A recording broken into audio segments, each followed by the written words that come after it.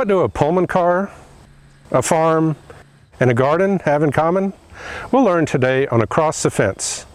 Hi, I'm Leonard Perry with University of Vermont Extension. Today I'm in southern Vermont at the former estate of Robert Todd Lincoln, the son of Abraham Lincoln. Before we begin our tour, let's get a brief overview of the history of Hildene. Abraham and Mary Lincoln had 4 sons. Only one of them lived to adulthood, Robert Lincoln. Robert led a very interesting career in his own right. He was a successful lawyer. He became president of the Pullman Company, and along the way he served as Minister to England and Secretary of War. So he had an interesting career in his own right. Once the family moved here in 1905, and they moved in the spring of 1905, every subsequent part of the Lincoln legacy, every generation spent a significant part of their lives at Hildene. So in order to really understand the Lincoln family, people are always interested in presidential children. And in order to really understand the rest of the Lincoln legacy, you have to come to Hildene because everything is here. I know a lot has changed in the 20 years since I was here last. Could you talk about some of these changes? Hildene was, when it came into being, was run as a house museum. That made perfect sense at the beginning, to restore the house, restore the gardens, and a little bit of area around it. But we also have 412 acres of land. We have almost the entire estate that the Lincolns had when they were here. And so the next chapter, if you will, is to take advantage of the entirety of the landscape, to bring it all into the experience. In other words, to convert from being simply a house museum, great house museum, but to convert from that to being a true cultural heritage site that draws people out across the entire property. So that's what we're working to do now. More recently, we have begun a farm at which we milk goats and make cheese. There was always agriculture at Hildene, and we're just taking it to the next sort of iteration. Of course, when they were here, it was cows, and they milked cows, and the product was butter. We decided to take it into the 21st century, if you will, and do something more consistent with what's going on in Vermont agriculture now, which is milking goats and making cheese. The other thing that's happened is that we have brought onto the property a 1903 wooden Pullman car, of course, built during Robert's tenure as president of the company. And that, on the one hand, helps people understand who Robert was, what his legacy is. And also, in some ways, it helps explain why Hildene is here. Because, of course, that's how he really made the money to allow him to be in a position to buy a place like Hildene and build the house. When we went through the process selecting it and then the restoration process, we decided, first of all, that we wanted to have the finest example of a wooden Pullman car in existence. Because if you're going to go to all the time and effort we went through to get that car restored and get it here, we decided, who wants the second best? So that's what we've achieved. The car is spectacular in its own right. But more importantly, the car is about history. It's not about how many bolts it has or its length or that kind of thing per se. It really, what we're doing with it in our interpretation is exploring the people who would have ridden on a car like this, it's not technically the Gilded Age, but essentially the Gilded Age, Robert's connection to the Pullman Company, and maybe most importantly, the role of the porters. And we have a timeline that runs from the Emancipation Proclamation in 1863 through the Civil Rights Movement, let's say 1963. And then we explore within that the paradoxical legacy of the Pullman Company's relationship to the porters. The fact that on the one hand, the Pullman Company gave rise to the black middle class. It was the best job you could get at the time, higher wages, you could advance yourself, role models within the black middle class, and yet at the same time, there was inherent racism underlying the treatment of the porters. And so that history is paradoxical, and our job is just to draw out the paradox and let people think about it on their own. And so that's what we're trying to achieve with it. So in other words, we're trying to do more than have the Pullman car be just about the Pullman car. We're trying to use it as a teaching tool and as a way for people to think about where we are in that continuum of race relations today. What are some of the key features in the house? Well, really, if you wanted to talk about the single key feature in the house, it is the fact that the furnishings are largely original. Nobody ever lived in the house but Lincolns. And Robert Lincoln's granddaughter, Peggy, who spent the longest time in the house, never really changed anything. Her interests were the outdoors more than the house. So the gift she left us after living in the house for 40 years is that she changed very little. So in large measure, when the Friends of Hildene took ownership in 1978, it was really as if Robert and Mary had gone out for lunch.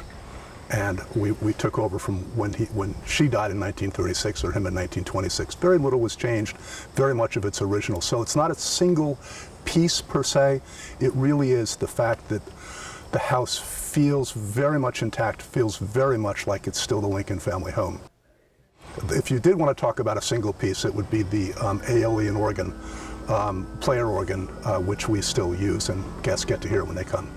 Yeah, that's pretty amazing to hear. Yeah, I don't know how many pipes, but a lot of... 1,000 pipes. 1,000 pipes, yeah, I guess it's one of the largest as some sort of record for the home. It's one of the largest in a home. It's also one of the few that are still in very workable condition.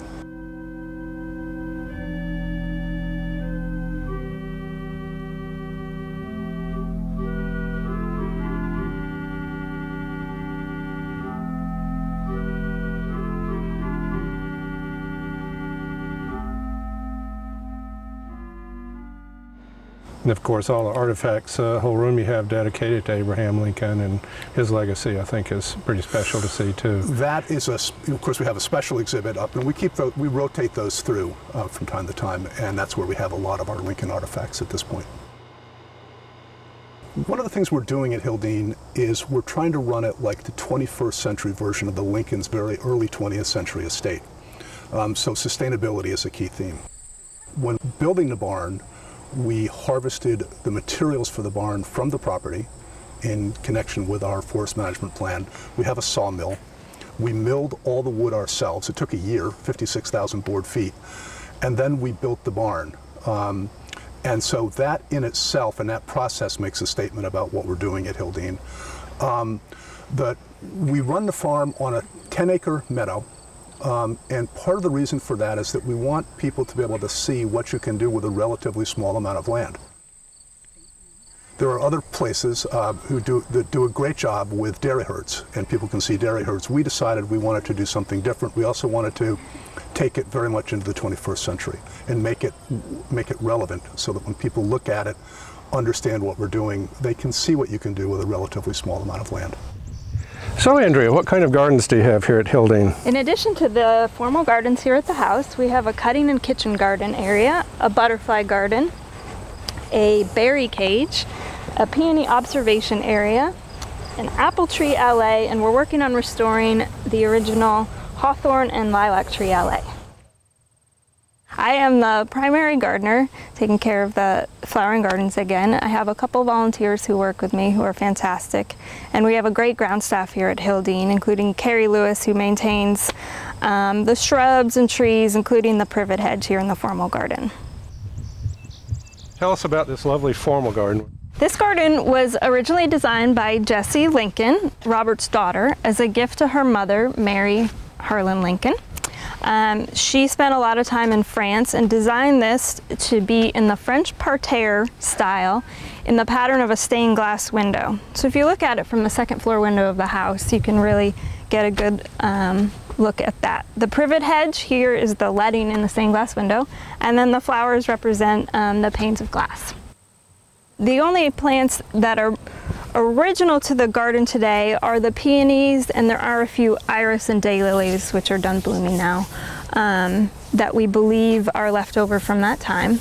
The rest of the plants, many of them are similar plants to what they would have had at the time, including the phlox, but we've also got new cultivars in here, things that work better for today.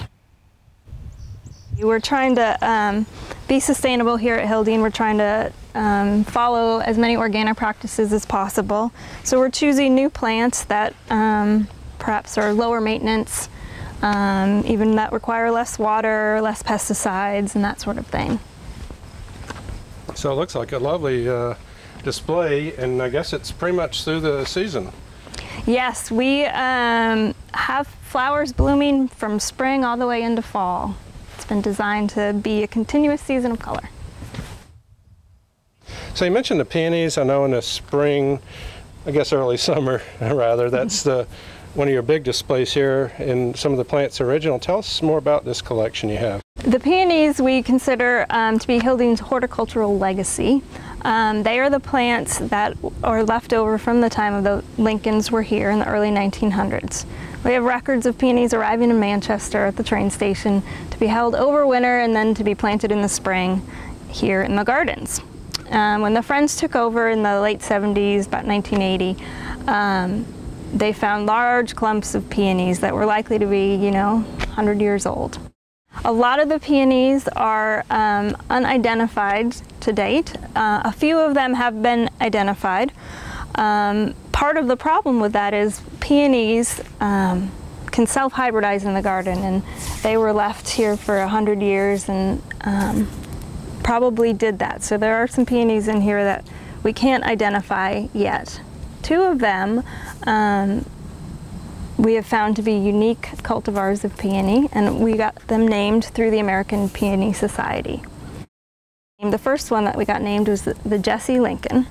That one's very special in that it has red stems through flowering. It starts to fade, after the flowers go, but the red stems maintain their color through flowering, and it has a lovely pale pink flower.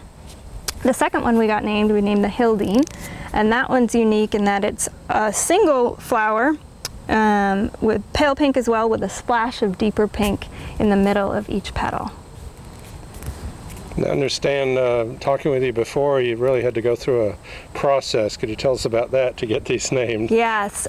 Cindy Lewis, the gardener before me, spent years researching the peonies here, trying to figure out what they are, if she can. She had created a peony observation garden where she planted current cultivars and tried to compare them to ours and see if they matched any of the plants.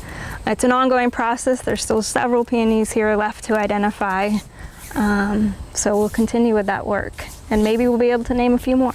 So basically you take a peony you think might be it, plant it next to it in this observation, and observe them for probably several years just to see if they really are indeed look the same. She had to compare it down to the color of the stamens or the type of corolla around the petals.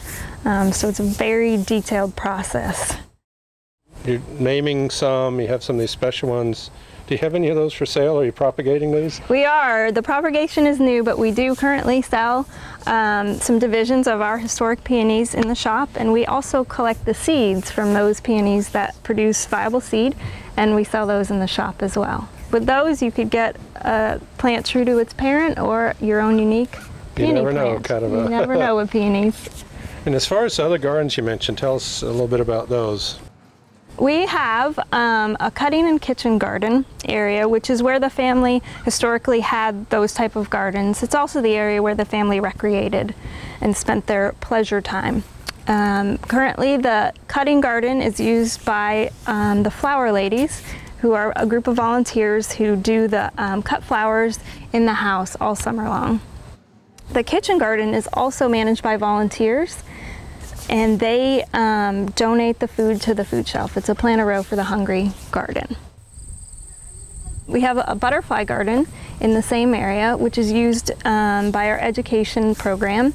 They bring school groups here during the school year and do programs on monarch butterflies and other bugs. You mentioned a berry cage too. What is that? We have a berry cage, which was designed with the help of Roger Swain and Gordon Hayward. It's an example of what a homeowner could do to grow berries. It keeps the cage is gorgeous, and it keeps the birds out. Doesn't keep the chipmunks out yet. But in there we have blueberries, raspberries, strawberries, gooseberry, currant, grapes, and sour cherries.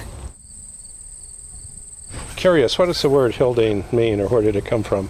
Hildene was named that because of the features of the landscape here on the property.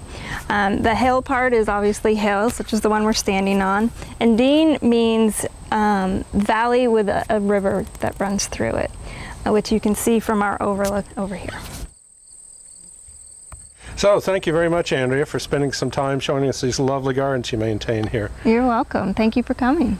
And thank you for watching today on Across the Fence. For University of Vermont Extension, I'm Leonard Perry.